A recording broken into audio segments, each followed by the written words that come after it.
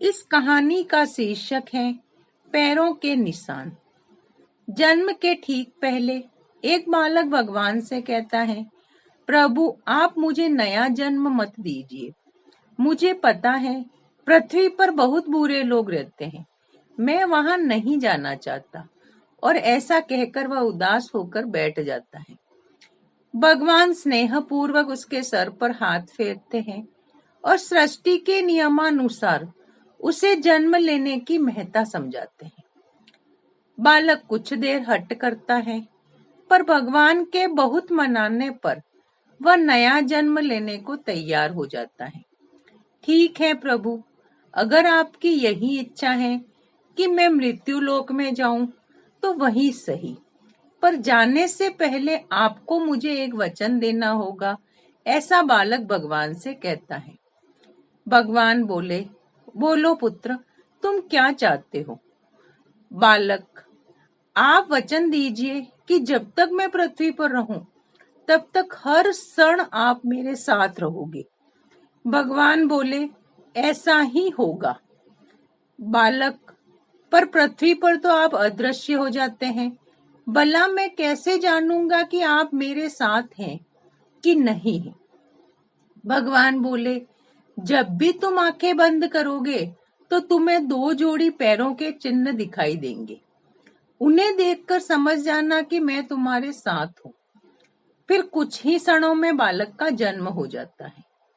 जन्म के बाद वह सांसारिक बातों में पड़कर भगवान से हुए इस वार्तालाप को भूल जाता है, पर मरते समय उस बात की याद आती है तो वह भगवान के वचन की पुष्टि करना चाहता है।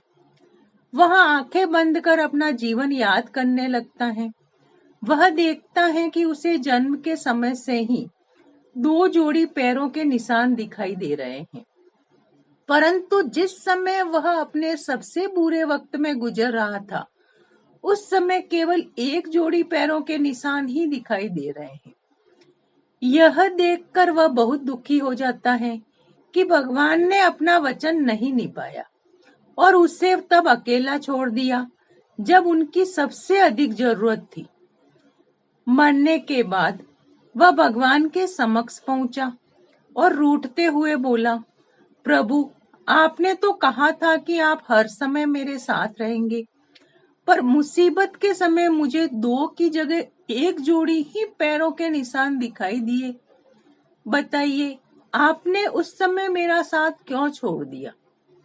भगवान मुस्कुराए और बोले, पुत्र जब तुम घोर विपत्ति से गुजर रहे थे तब मेरा हृदय द्रवित हो उठा और मैंने तुम्हें अपनी गोद में उठा लिया, इसलिए उस समय तुम्हें सिर्फ मेरे पैरों के चिन्ह ही दिखाई पड़ रहे थे। इस कहानी से यह शिक्षा मिलती है कि बहुत बार हमारे जीवन में बुरा वक्त आता है।